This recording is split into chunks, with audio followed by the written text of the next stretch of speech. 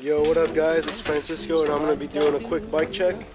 To start it off up in the bars, I got the Sub Rosa Bitchin' bar ends, the red to black fade Villicus V2 grips, Shadow Voltas bars 8.5 rise, Shadow Ravager top load stem, 2 Shadow Valor 2.4 tires, Sub Rosa Battle forks, 2 Shadow Stun rims, a Shadow Raptor front hub with hub guards, 4 Shadow SOD pegs,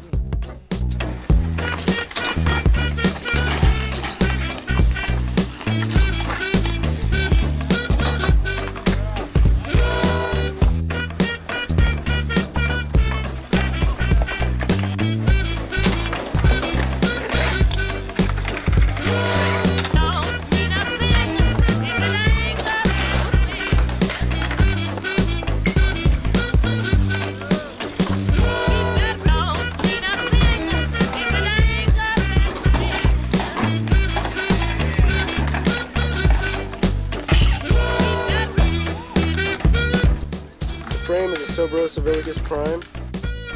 I got a Shadow logo sprocket.